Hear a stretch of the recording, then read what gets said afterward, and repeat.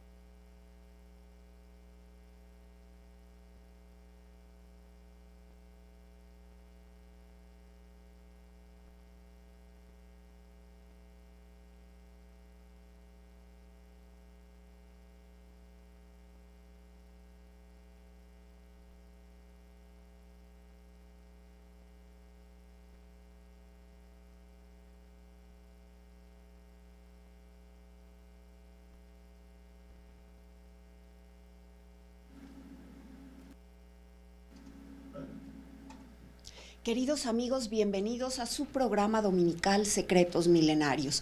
Quiero agradecer, como siempre, la producción al señor Jaime Maussan y en cabina al ingeniero Francisco Domínguez y a nuestro amigo Héctor Quesada.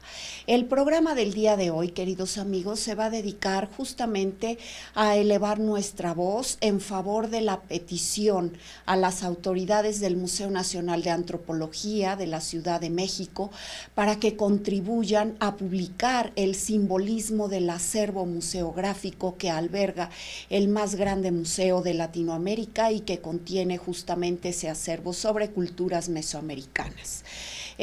Justamente quiero decirles a ustedes que inicio este programa agradeciendo a todos aquellos que han mostrado de alguna manera su interés por el estudio, el análisis, la difusión de nuestro acervo museográfico procedente de Mesoamérica, especialmente a todas aquellas autoridades de museos que, bueno, se han mostrado aquiescentes a publicar sobre estudios de simbolismo del patrimonio o del acervo que custodian innumerables museos en México, especialmente el Museo Nacional de Antropología. También agradezco a los estudiosos, analistas y a los difusores de toda esta cultura maravillosa y que comprende la manifestación escultórica, pictórica y también, obviamente, obviamente las obras de arte, de orfebrería, de arte plumario y de muchísimos otros vestigios que conforman el acervo de los museos. Quiero agradecer también a todos ustedes, queridos amigos, que siguen con interés la difusión de estos programas dedicados a la arqueología y específicamente al simbolismo que entrañan estos vestigios, las más de las veces mudos, desafortunadamente, ¿verdad? Porque no conocemos justamente el significado simbólico de muchas de las piezas que comprenden el acervo de muchos museos. Bueno, con esta introducción quiero decirles a todos que se hace necesario e indispensable publicar el simbolismo, puesto que es el único significado que nosotros, los mexicanos, los extranjeros interesados, podemos deducir de ese acervo que las más de las veces permanece mudo y quieto. ¿A qué me refiero? Me refiero a que el Museo Nacional de Antropología de la Ciudad de México, así como otros importantes museos de la República que exhiben estos vestigios de culturas mesoamericanas, pues efectivamente los custodian y los muestran de una manera pues eficiente hasta cierto punto. Sabemos que el Museo Nacional de Antropología ha sumado voluntades durante varias décadas para hacer posible la exhibición de estas piezas invaluables. Sabemos también que ofrece la vista, la exhibición pues exhibiciones permanentes y temporales al público visitante, y sabemos que además de presentarnos el acervo, nos muestra también una delimitación espacio-temporal referida a todas estas piezas y a las culturas en cuyo seno se produjeron estas obras maravillosas. Sabemos también que las más de las veces nos presenta explicaciones más o menos profundas sobre pues la organización política, económica, social de las comunidades creadoras de estos vestigios prodigiosos. Nos muestran algunas veces únicamente los usos para los cuales estaban destinadas estas piezas. Sin embargo, queridos amigos, el Museo Nacional de Antropología, pese a que es el más grande museo de nuestra República Mexicana, de que hoy por hoy es más de los meses del año el más visitado de la República por nacionales y extranjeros, y por supuesto el que exhibe la mayor colección de muestras de arte mesoamericano, bueno, pues ha omitido difundir este significado simbólico que entrañan las piezas. Y digo que ha omitido porque ciertamente es conocido de todos, especialmente los que nos dedicamos al estudio de estas piezas de valor incalculable, que bueno, es claro que entrañan un simbolismo intrínseco y también, ¿verdad?, con él esencial, un simbolismo, un significado que nos puede revelar pues mucho de lo que entrañan, mucha de la verdad esencial de estas piezas. El significado simbólico es el único capaz de revelarnos la mentalidad de los sabios por quienes fueron creadas estas piezas formidables y por supuesto también de la cosmovisión de esos sabios, hombres y mujeres indudablemente muy avanzados para su tiempo y aún para el nuestro. El significado simbólico también es el único capaz de revelarnos sobre los rituales para los cuales fueron creados y en los cuales se empleaban estas piezas museográficas. Nos revela también sobre el uso y aplicación de las leyes mentales, por muchos considerados la metafísica, ¿verdad?, sobre el uso que tuvieron estas piezas por nuestros ancestros, sus creadores y las personas que se valieron y utilizaron este hoy acervo de los museos. Sabemos también también que el significado simbólico es el único capaz de revelarnos la forma en cómo ellos satisfacían sus necesidades indispensables y prioritarias, y conocemos también la manera de pensar y el sentido que ellos daban al bienestar, al verdadero bienestar de la comunidad, del entorno, del hábitat y por supuesto de cada uno de sus individuos. Entonces, no es desafortunadamente la investigación científica, arqueológica o antropológica, es decir, la ciencia contemporánea, quien nos puede revelar y nos puede dar esta iluminación profunda sobre este significado esencial y metafísico de las piezas, sino es precisamente la investigación y el estudio del simbolismo que entrañan. Queridos amigos, pues desafortunadamente este museo, único en el mundo y más importante de Latinoamérica, el más visitado de nuestra República Mexicana, carece de este simbolismo esencial y vinculado íntimamente a cada una de las piezas, a cada uno de los objetos que constituyen las exhibiciones temporales y permanentes que nos brinda el museo. Desafortunadamente, a través de las décadas, considero que no ha habido pues una voz verdaderamente fortalecida, una voz que se eleve ante las autoridades y que exija hasta cierto punto que este significado sea revelado. ¿Por qué razón? Puesto que consideramos que la verdad es propia de todos los pueblos. Nosotros, los herederos de este patrimonio, merecemos también saber, investigar y descubrir a través de la verdad de nuestros ancestros. Nosotros, quienes somos titulares en general de este acervo, de este patrimonio de los mexicanos y patrimonio universal, sin lugar a dudas, merecemos conocer los rituales y los usos que tenían los instrumentos que se exhiben en el Museo Nacional de Antropología, porque indudablemente constituyen formas de revelarnos nuestra verdadera identidad y coadyuvan, por supuesto, para que nosotros, los hombres y mujeres del día de hoy, forjemos de alguna manera nuestra identidad nacional y aprendamos también a través de los pasos de nuestros ancestros y aprendamos sobre la verdad y la sabiduría profunda que guiaba a las comunidades a través del decir y del bien hacer de los chamanes y sabios de la antigüedad. Entonces, pues yo pongo a su consideración, por supuesto, mi trabajo, puesto que soy la única persona que se dedica a escribir, a difundir y a investigar sobre los temas de simbolismo ancestral, muy especialmente sobre las piezas que constituyen el acervo de nuestros museos. Usted sabe, querido amigo, que en fechas pasadas me dediqué justamente a difundir sobre mis trabajos e investigaciones acerca del simbolismo que reviste la cerámica estilo chupícuaro.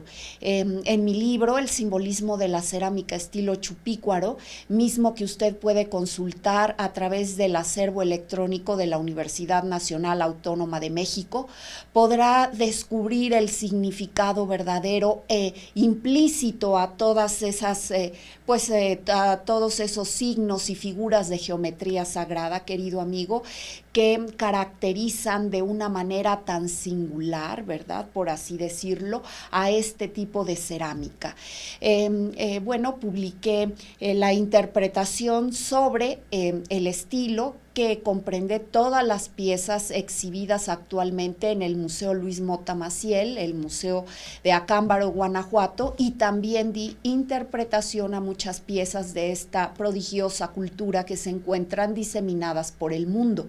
Por ejemplo, una de las esculturas más reveladoras sobre la cosmogonía y la sabiduría de esta cultura prodigiosa está exhibido en el Museo del Louvre, en París, Francia, y constituye la representación de la Gran Madre Tierra. Es una representación maravillosa, única en su género, que fue también copiada por algunos otros sabios de la misma cultura y que revela a través de atributos de geometría sagrada todos los poderes y todos los dones que podía precipitar la Gran Madre solo a través del uso consciente de las leyes mentales, que era naturalmente pues aplicada, ¿verdad?, esa sabiduría a través de ¿quiénes? De los chamanes. Pues queridos amigos, este es un ejemplo característico. No hay otro libro en el mundo que hable sobre el significado simbólico de la cerámica estilo Chupícuaro, ni de otras piezas que también le he presentado a través de estos programas producidos por el señor Jaime Maussan. Quiero decirle también, querido amigo, que pues constituye, ¿verdad?, una gran pérdida el hecho de que las autoridades del Museo Nacional de Antropología no se avengan a publicar y a difundir estos estudios de simbolismo, y no exista también el exhorto concreto a muchos investigadores y estudiosos para que produzcan también esta interpretación de estas obras museográficas. Quiero comentarle, querido amigo, que bueno, el interés de todos los visitantes, obviamente, pues se ve únicamente en este caso dirigido a lo que es la exhibición de las piezas. Sin embargo, es una lástima que hoy por hoy constituyan únicamente vestigios mudos y silenciosos de lo que fueron las antiguas culturas muertas.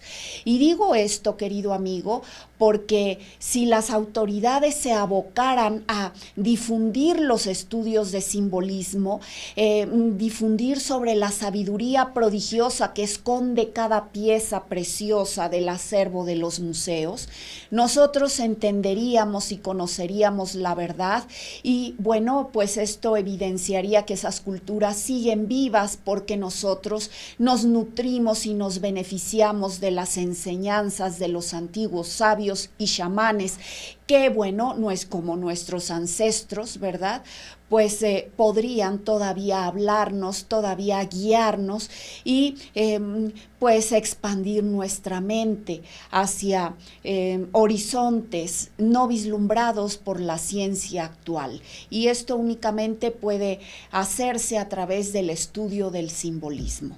Yo considero que esta sería una manera única de rescatar la verdad que entrañan aún esas piezas y de hacer vivir todavía la sabiduría de nuestros ancestros, de forjar una identidad más sólida, más fortalecida, basada en la comprensión y en la conciencia de nuestras profundas raíces indígenas y mesoamericanas. Entonces, bueno, desde este punto de vista, queridos amigos, pues yo exhorto a las autoridades a que consideren los hechos y se avengan a publicar este tipo de trabajos y aún a exhibirlos, ¿verdad?, como una explicación viable a lo que pues constituye el acervo, las piezas, ¿verdad?, en lo particular y en lo general. Y en este punto pues es ineludible hacer un llamamiento a todas las personas que puedan fungir, ¿verdad?, como inversionistas o como impulsoras de todos estos trabajos. Porque, queridos amigos, ustedes creen posible que el hecho de que el Museo Nacional de Antropología sea el más grande de Mesoamérica, que se dedica a difundir este acervo, a mostrar, a exhibir este acervo, y por supuesto trabajos didácticos relativos al mismo, que sea el más visitado de México la mayor parte de los meses del año, que goce también de la concurrencia del público llamado culto y aún de los visitantes de varias pues de varias etapas de la educación, educación media básica, educación media superior y superior. ¿Creen ustedes que no sería factible obtener una recuperación de este sacrificio que implica el gasto y la inversión en la difusión de este material? Yo considero que es muy viable que se pudiera recuperar, y aún con creces, por supuesto, considerando una buena administración. Porque si nosotros consideramos el hecho de que la mayor parte de los meses del año los visitantes al Museo Nacional de Antropología exceden los 340,000, y como les digo, considerando además que gran parte de los visitantes pues es por así decirlo, un público o un mercado, si ustedes quieren llamarlo así, cautivo, puesto que al ser estudiantes y al requerirse en tiempos actuales una mayor formación, una formación más especializada, pues son personas que tienen que gastar o invertir en la adquisición de materiales didácticos referentes, ¿verdad?, a todo este patrimonio maravilloso, a esta información sobre nuestra cultura ancestral. Usted considere, querido amigo, yo pienso que, como le digo, ante una buena administración, pues considerando la afluencia de visitantes mensual al Museo Nacional de Antropología, yo considero que la inversión y los gastos que pudieran destinarse a estos fines se recuperarían, y pues relativamente en poco tiempo. ¿A qué materiales me refiero concretamente? Pues a todos aquellos que tengan la finalidad de estudiar, analizar, difundir las verdades que entraña nuestro patrimonio, y especialmente el que se difunde y exhibe en el Museo Nacional de Antropología. Materiales como son la publicación de libros, de folletos, cuadernillos, dípticos, trípticos y cualquier otro tipo de material didáctico. Están también las actividades didácticas, por ejemplo, las visitas guiadas al museo, están los talleres especializados, talleres infantiles, talleres dominicales que implican también la convivencia con las familias, los padres, los hijos. Están los talleres especializados destinados a estudiantes de educación media superior o superior, son talleres especializados en arqueología o en antropología, y por supuesto las visitas de realidad virtual o realidad aumentada. Debo decirle que afortunadamente nuestro museo fue el primero en implementar este tipo de tecnología, y aún otros tipos de TIC, que son las tecnologías de la información y la comunicación. Por ello, ¿verdad?, consideramos que en algunos aspectos el museo se ubica y se posiciona a la vanguardia. Sin embargo, en este aspecto tan medular, tan trascendente y significativo como lo es la difusión del significado simbólico, pues vemos que efectivamente no hay un interés plausible de las autoridades, y pues como la mayor parte de los visitantes no sabe precisamente a lo que tiene derecho, teniendo, ¿verdad?, ante la vista ese acervo maravilloso, pues es comprensible que hasta cierto punto al momento no se haya elevado una voz a las autoridades pidiendo y exigiendo que se publiquen estos trabajos sobre el acervo museográfico de nuestra República Mexicana. Concretamente, el acervo que custodia el Museo Nacional de Antropología. Y pues, querido amigo, yo quiero comentarle, ¿verdad?, que agradecemos los esfuerzos de todos ustedes que de alguna manera muestran también su interés en este acervo y en estos trabajos de investigación y difusión de nuestras obras de arte custodiadas en este museo. Es precisamente que así se confirma el hecho de que los museos son espacios físicos, y los programas como este, que está puesto a justamente a su consideración, querido televidente, que los programas son también espacios virtuales efectivos en los que se crea, se analiza, se estudia y se difunde la cultura.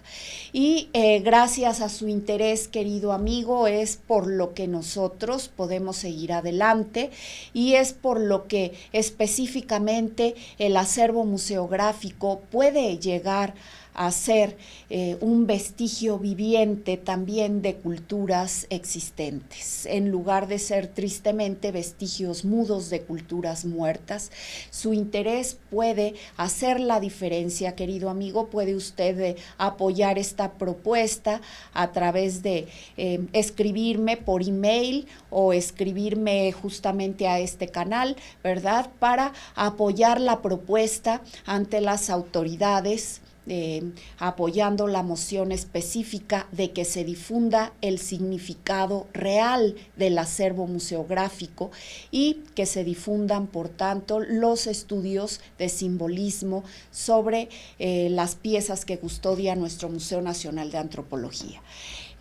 Quiero también agradecer a todas las autoridades del patronato del museo que han prestado de alguna manera atención a la petición y a la propuesta de patrocinio que estoy elevando, puesto que, como usted sabe, querido amigo, al ser, al parecer, la única escritora, la única investigadora en materia de simbolismo de estos vestigios ancestrales, pues he sido la persona que se ha encargado de elevar ante las autoridades del patronato y de otras autoridades representativas del museo este proyecto y esta solicitud de patrocinio para que ellos se avengan a soportar o a apoyar este proyecto a través del que se ofrece interpretar el significado de las principales piezas de las salas que contienen y que exhiben las colecciones procedentes de Mesoamérica. Con esta introducción a nuestro programa, querido amigo, quiero hacer una pequeña pausa y quiero invitarle a usted a ver unos comerciales. Regresamos con más de Secretos Milenarios.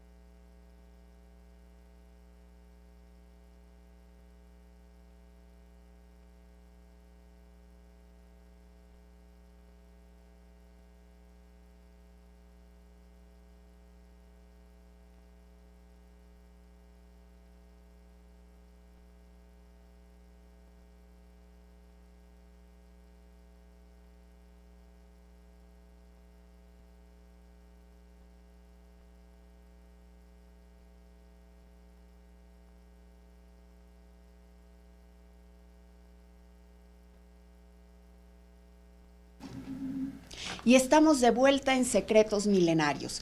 Queridos amigos, la interpretación del día de hoy se refiere justamente a un hacha totonaca. Ustedes saben por los programas anteriores que las hachas en la cultura totonaca, en la hoy zona del Golfo de México, estaban dedicadas a auspiciar la fertilidad de la tierra específicamente, porque son instrumentos que tienen dos finalidades específicas. Primero, la de defensa, la de defensa contra todos esos siniestros o catástrofes naturales.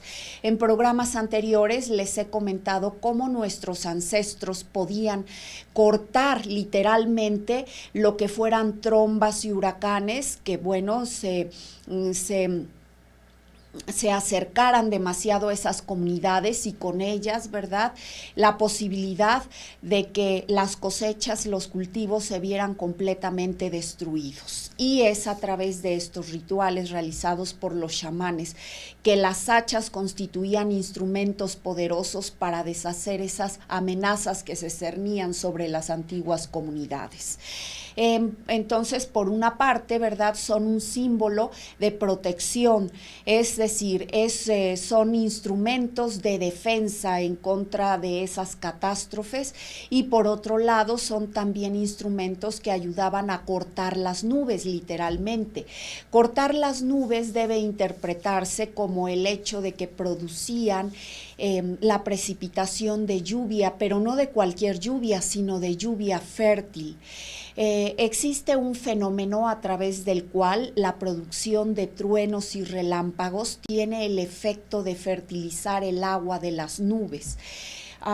El agua que así se precipitaba inmediatamente tenía a su vez, ¿verdad?, la propiedad de hacer que esas tierras quedaran fecundas o se fertilizaran. ¿Ve usted? Entonces se cargaban de energía del fuego y energía del agua, y eso pues catapultaba, ¿verdad?, una serie de reacciones dentro de la tierra que metafísicamente tenían el poder de llenarla de energía y de producir que las semillas germinaran casi en su totalidad, que dieran lugar a plantas robustas, resistentes, y esto a una cosecha nutritiva y abundante. Bueno, eran rituales de nuestros ancestros mesoamericanos, específicamente los totonacas. Le he comentado también que existen entre estas culturas, bueno, dos tipos de piedras específicamente: las piedras de rayo, que eran justamente las piedras de sílex como la obsidiana, y que eran piedras que, bueno, a través de las que se producían instrumentos punzocortantes. Eran piedras también de protección, puesto que tienen la propiedad de tener gran dureza y resistencia. Se utilizaban también naturalmente en rituales mágicos. Por ejemplo, se sabía que si las colocaban en el interior de algunas viviendas o de edificios comunes, alejaban los rayos, mientras que si eran colocadas en parajes poco habitados y además cercanas a ciertos árboles, entonces podían atraer los relámpagos. Los árboles, evidentemente, muchos de ellos tienen la propiedad de atraer los relámpagos, por eso se considera y se recomienda a las personas que nunca se cobijen bajo un árbol en el momento de que esté lloviendo, porque los árboles pueden atraer los relámpagos. Pero al parecer, de acuerdo a la experiencia de nuestros ancestros, las piedras de rayo eran especialmente utilizadas para precipitar lluvia en determinados momentos, por supuesto con ciertas características, no únicamente lluvia. Usted sabe que toda la zona de la cuenca del Golfo de México pues está muy favorecida por esto de las precipitaciones pluviales abundantes. Sin embargo, lo que ellos buscaban era que esa agua fuera especial y que recibiera, por así decirlo, la energía, la chispa vital del fuego del cielo, precipitado a través de los múltiples rayos y relámpagos. Entonces, queridos amigos, los invito a ver la diapositiva que he traído para ustedes. Como pueden ustedes observar, esta piedra de la que fue labrada el hacha no es una piedra llamada de rayo, puesto que no está hecha de sílex. más bien es una piedra que está asociada a la precipitación del agua y que en grandes cantidades, esas grandes cantidades en la que podemos encontrar este basalto y sus derivados en la naturaleza, pues atraen muchas veces la precipitación de la lluvia, es decir, son piedras de lluvia. Eran piedras también consideradas sagradas y muchos de nuestros ancestros hacían largos viajes para desplazar bloques de basalto y otras piedras, otros tipos derivados de esta composición. Fíjense ustedes, queridos amigos, cómo la piedra aquí, el hacha concretamente, del lado derecho tiene la forma del rayo, tiene la forma de una línea en zigzag. Ese es el símbolo universal del rayo y del fuego divino. Entonces, por esa forma podemos nosotros notar que el chamán lo que buscaba era precipitar de alguna forma ciertos rayos, pero también contenerlos, es decir, conjuraba al elemento fuego para que su manifestación no fuera destructiva con las comunidades. Le permitía, por así decirlo, una manifestación benéfica, una manifestación que no entrañara peligro para los habitantes de la comunidad. Entonces ese es el simbolismo de la línea en zigzag que aparece manifiesta del lado derecho. Tenemos, queridos amigos, que esta piedra basáltica pues fue labrada cuidadosamente, naturalmente, por un chamán, puesto que todos los elementos en su conjunto nos revelan verdades y principios sobre las leyes mentales, sobre su uso y también sobre los dones que contribuían a precipitar a través de la aplicación del chamán, es decir, la aplicación y el uso que daba ese sabio Totonaca. Vean cómo las piedras brutas, queridos amigos, pues se considera que son piedras que pueden llamar o albergar al espíritu o al alma de un ancestro o cualquier otro protector natural de las comunidades antiguas. La piedra labrada, como constituye esta hacha, un ejemplo muy claro, ¿verdad? Es una piedra labrada, nos da idea de que tenía un fin específico y están asociados en todos casos a los rituales de tipo espiritual. Por lo tanto, no eran únicamente obras de arte o no constituían desde un principio una manera de ocupar la mente o la creatividad del chamán, sino que eran instrumentos que reúnen el simbolismo necesario para que tanto la persona que lo creó como también los estudiantes, es decir, las personas que estudiaban a través de los símbolos sobre la aplicación de las leyes mentales, pudieran usarlos. Vean ustedes, de acuerdo a la mentalidad mesoamericana, los tocados revelan la personalidad, la sabiduría, la cosmovisión de esos grandes sabios y, por supuesto, revelan las propiedades y atributos que poseían los seres representados. En este caso estamos viendo a un individuo masculino que seguramente tuvo los rasgos del chamán o de un ancestro notable en la comunidad. El tocado entonces habla de la grandeza que alcanzó este individuo dentro de ese grupo social. El tocado nos habla de un ser que es un poderoso creador mental y manifestador. Podríamos decir que incluso, podría incluso en algunos momentos llamarse deidad, porque los símbolos que posee son prodigiosos. Ustedes saben que el rectángulo está asociado a las antiguas deidades creadoras, a quienes podían precipitar dones y bendiciones a través del espacio y del tiempo. El rectángulo es un símbolo muy asociado a esas deidades masculinas, en cambio el rombo lo es a las femeninas. Ambos, el rectángulo y el rombo, poseen poseen símbolos en su interior, y eso evidencia que eran mentalidades fecundas y precipitadores mentales, es decir, además de manifestar formas, tenían de alguna manera la potestad, la capacidad de darles vida o movimiento. Ven ustedes, entonces aquí, por ejemplo, el rectángulo, la forma rectangular del tocado, pues evidencia de alguna forma. Del lado izquierdo, vean ustedes esas especies de S, ¿sí? Estas formas.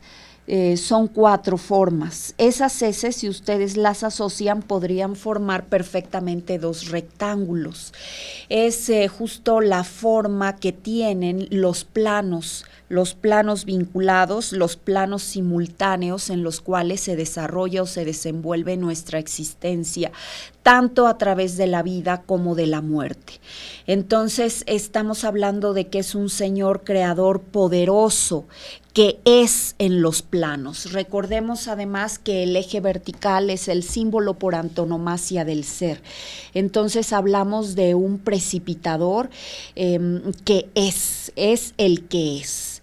El símbolo característico del tocado nos dice: soy en los 2 planos de la manifestación existencial. Ese es el primer conjuro que nosotros derivamos de los símbolos que están representados en la escala o en el eje vertical de su tocado. Vemos también esta otra parte del tocado que obedece o que se puede homologar al eje horizontal del rectángulo. El eje horizontal, ustedes saben que está vinculado al polo femenino de la existencia y con ello a la vida y a la muerte. Entonces estamos hablando de que el eje vertical representa un conjuro que dice: soy el manifestador de los planos, de los 2 planos existenciales, mientras que el eje horizontal tiene estas figuras extrañas en ángulo. Puedo interpretar el significado de estas extrañas figuras del eje horizontal si nosotros hacemos una homologación con el significado antiguo y ancestral de lo que eran las runas entre los antiguos nórdicos. Y las runas de Odín nos revelan justamente que esta forma está asociada a la intuición, a la iluminación, a la luz y a la sabiduría. Ven ustedes, entonces hablamos de que justamente el polo positivo se caracteriza por gozar de una facultad muy desarrollada de la intuición, es decir, de la capacidad que nos permite conocer de manera inmediata las verdades trascendentes sobre el espíritu sin utilizar el intelecto o la mente humana. Entonces la intuición va ligada a la conciencia, que es la mente del alma, la mente del ser, la mente que no se pudre después de la muerte. La muerte acaba con el intelecto, ustedes saben, ¿verdad? Pero la conciencia prevalece y el legado, el aprendizaje que hace suyo la conciencia, constituye nuestro bagaje espiritual y constituye aquello que nos llevamos, la sabiduría preciosa que nos llevamos después de la muerte. No es otra cosa más que el discernimiento sobre la superioridad del bien y la necesidad de conducirnos a través del camino de la virtud y del bien hacia el bien mismo. Eso constituye la sabiduría. Eso constituye la verdad que nos libera de nuestras ataduras, de múltiples ataduras que tenemos a través de los planos existenciales.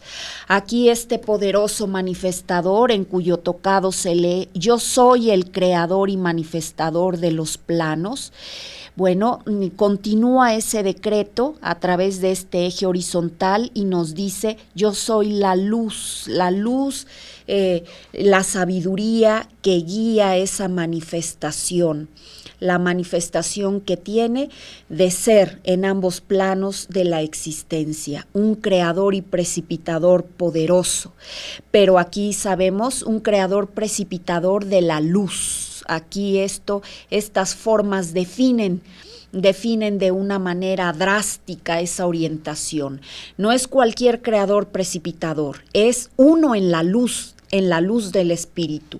Y es un creador, aquí vemos las 4 formas. El 4, como ustedes saben, es el número por antonomasia de la creación y de nosotras las criaturas limitadas, que estamos obligadas a trascender nuestras limitaciones a través de la autoconciencia o de la sublimación hacia el espíritu. Es alcanzar un elemento más, ascender hacia 5. ¿Ven ustedes? Entonces, aquí este creador nos dice que es uno en la luz absoluta, que su manifestación prodigiosa se guía a través de la luz absoluta. Eso es lo que nos dicen los 2 ejes de su tocado. Y bueno, en este mismo momento sabemos que es un ser que ha alcanzado el androginato. Esto quiere decir que tiene el polo femenino y masculino perfectamente equilibrados y que es uno solo. Por lo tanto, que ha trascendido las limitaciones de los seres mortales, de los seres que tenemos, ¿verdad?, que aprender a resucitar todavía. Y así estamos viendo esta manera que tiene de expresar pues esa superioridad y esa grandeza. Es algo así como una deidad. Es uno en el absoluto, es un creador manifestador.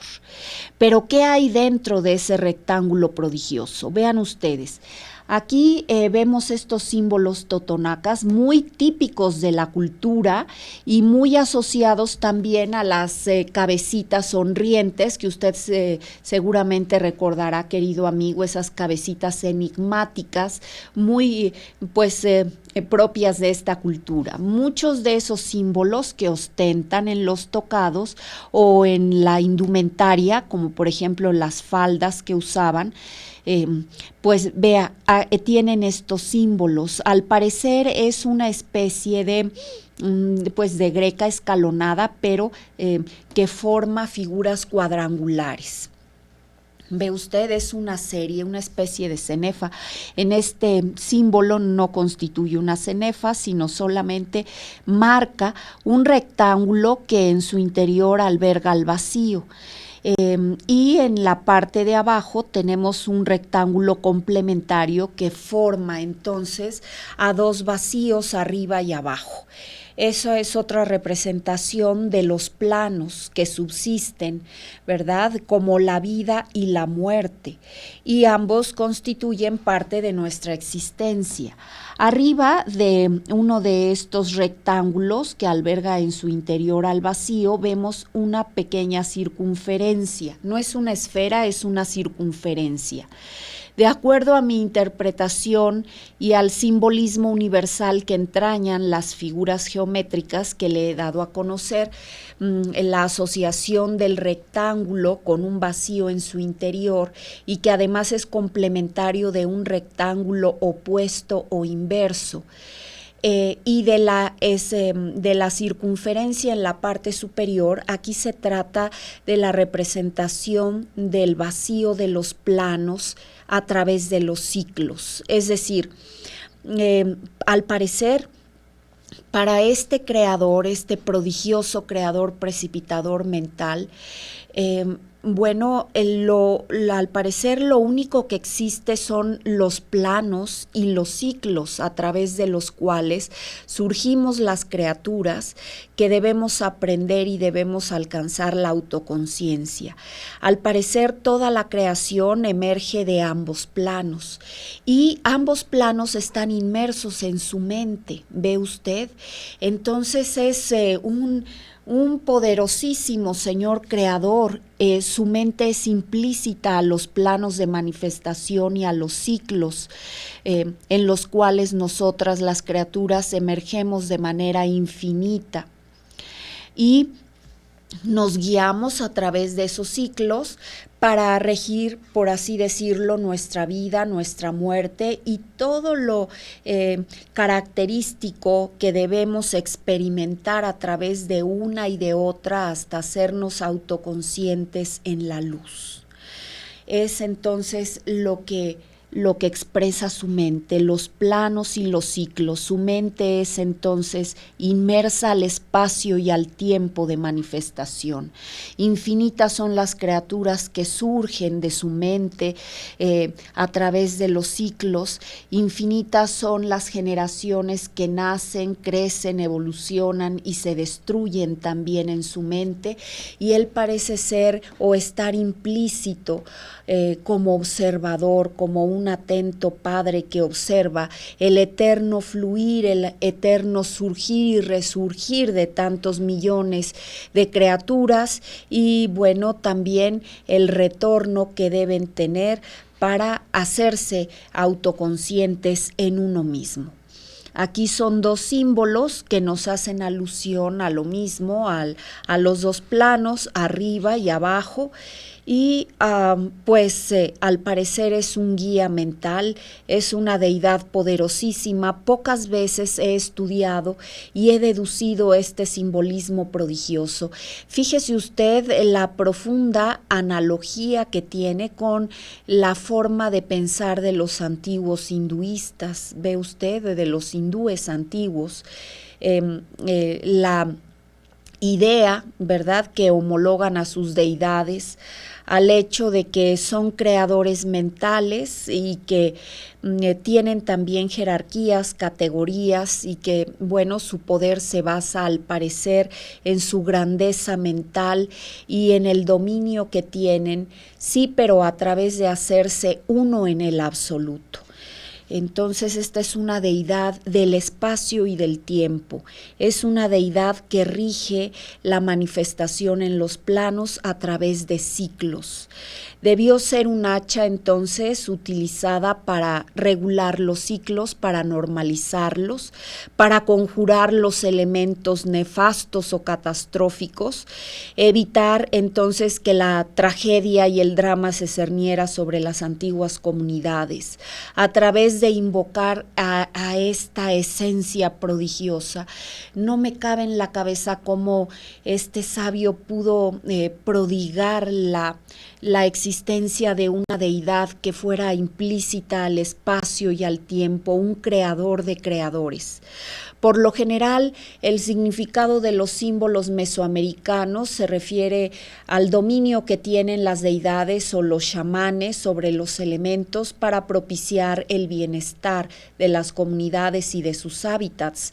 Pero esta forma trascendente, esta forma de manifestar un ser que es implícito a los espacios, a los universos creados, incluso y a los ciclos por los que atraviesan estos universos, pues es poco común, déjeme decirle, y es en un símbolo totonaca y no en uno teotihuacano, olmeca, mexica o maya, en el que puedo encontrar esta profunda sabiduría relativa al espíritu universal, al creador, incluso de los ciclos y del espacio, de los universos creados, no solamente de un mundo, de una esfera, de un hábitat, sino vamos, de los universos en general, del espacio y del tiempo que se manifiesta a través del eterno fluir de esta sabiduría de la mente del Creador maravilloso y prodigioso. Es verdaderamente un símbolo asombroso. Lo tomé justamente del libro de Paul Weisman, de la escultura del México antiguo, un autor también pues muy sabio, un autor maravilloso, del cual pues he tomado algunas imágenes. Ven, de ese libro he tomado estas imágenes. Vemos las orejeras solares y también que albergan el vacío que da lugar a la manifestación y a la expresión de los infinitos universos creados. Vemos a través de la boca, ¿verdad?, pues el aliento que fluye constante, el aliento de la verdadera existencia, y vemos a través de los ojos el vacío. Es entonces su mente la manifestadora del gran vacío infinito y de los ciclos a través de los que la creación y la generación fluyen incansables. Bueno, es el hacha totonaca, queridos amigos, les comento, una manifestación prodigiosa de esta cultura. Y no me extraña, puesto que los totonacas tuvieron también otras formas de expresión prodigiosas, como por ejemplo las pirámides. Si usted tiene oportunidad de visitar estos vestigios arqueológicos, se lo recomiendo, entrañan también un simbolismo maravilloso, y no me extraña que los totonacas hubieran encontrado la forma de pasar a otra dimensión de mayor luz mental, y no solamente se hubieran quedado aquí como una cultura o una una civilización que como todas, ¿verdad?, nace, crece, alcanza el esplendor y después la decadencia cíclica y paulatina. Considero que los sabios totonacas fueron capaces de guiar a ese pueblo y a esa cultura hacia otro plano y hacia otra dimensión de mayor luz, como también sucedió con muchas culturas antiguas, la teotihuacana, la maya, y por supuesto en Angkor Wat también se registró una desaparición misteriosa del pueblo prodigioso que llevó a cabo esas manifestaciones verdaderamente asombrosas. Los restos de la civilización de Angkor Wat. Considero que pasaron a otra dimensión y que a ello se debe la desaparición misteriosa que tuvieron estos pueblos. Vea usted, la concepción que nos deja sin palabras de estos símbolos nos da mayor luz sobre el profundo conocimiento que tenían de pasar a través de los planos estos chamanes. Y bueno, es una razón que yo doy muy viable al hecho de que hayan desaparecido simplemente de la faz de la tierra, de ciudades bien guarnecidas, bien abastecidas y pues sobre todo cómodas, ¿verdad?, rodeadas de afluentes importantes, de climas benéficos, y sin embargo hubieran desaparecido de la faz de la tierra.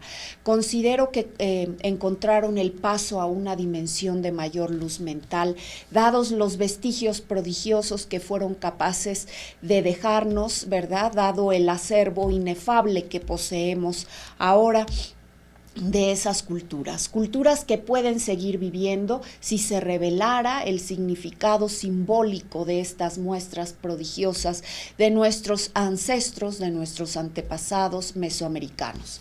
Y con esto, queridos amigos, me despido de ustedes, mando saludos a Puebla, a Efraín Corro, mi querido amigo, a su esposa Sarita, su bella familia. Mando saludos también a Rebequita, a toda su familia y a todos mis amigos de La Colorada en Puebla. Mando saludos también a Karina y Marielita Cuautle, a doña Elenita en Puebla.